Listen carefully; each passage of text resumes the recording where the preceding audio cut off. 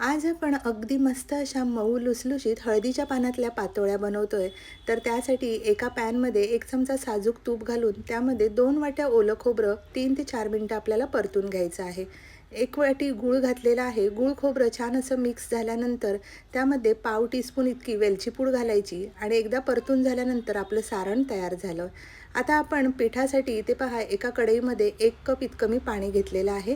त्यामध्ये घालायचे किंचितसं मीठ, 1 चमचा साजूक तूप आणि पाण्याला उकळी आल्यानंतर ज्या भांड्याने आपण पाणी घेतलं होतं, त्या भांड्यानेच आपल्याला पीठ घ्यायचं आहे. म्हणजे जर आपलं 1 कप पीठ असेल, तर त्यासाठी 1 कप पाणी आपल्याला उकळवून घ्यायचं आहे. त्यामध्ये हे पीठ छान असं मिक्स करून घ्यायचं. गॅस बंद केला. 10 मिनिटासाठी याला छान अशी वाफ द्यायची आणि एका ताटामध्ये काढून घ्यायचं. जसं आपण मोदकासाठी पीठ भागवून घेतो, उकड काढून घेतो, तशाच प्रकारे आपल्याला हे पीठ भागवून घ्यायचं आहे. तर इथे पहा छान असं तेलाचा पाण्याचा हात घेऊन मस्त असा पिठाचा गोळा मळून झालेला आहे. आता पातोळे तयार करायला घेऊया. इथे पहा ही हळदीची पानं छान अशी स्वच्छ धुवून आपल्याला पुसून घ्यायची आहेत. इथे ही काही पानं मोठी होती म्हणून मी एका पानाचे 2 भाग करून घेतले आणि आता पहा इथे हे एक पानाचा 1 भाग घेतलेला आहे. त्यावर हलका असा तेलाचा हात आपल्याला फिरवायचा आहे आणि 1 लिंबा एवढा गोळा घेऊन मस्त असा अगदी पातळ असा ह्या पानावर आपल्याला थापून घ्यायचा आहे. ह्यामध्ये अगदी भरपूर असं सारण भरायचं आणि अगदी व्यवस्थित अशा ह्याच्या दोन्ही कडा आपल्याला बंद करून घ्यायच्या आहेत.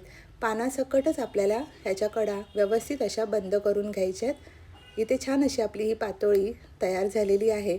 दुसरीसुद्धा करून दाखवते. एका पानावर तेलाचा हात फिरवायचा, अगदी पातळ गोळा ह्यावर थापून घ्यायचा आणि अगदी भरपूर असं सारण भरायचं आणि इथे पहा दोन्ही कडा अशा छान बंद करून घ्यायच्या. मस्त अशी आपली ही पातोळी तयार झाली आहे. अगदी करायला सोपी आहे. इथे सगळ्या अशा ह्या पातोळ्या मी करून घेतल्या. आता याला पण छान वाफवून घेऊया.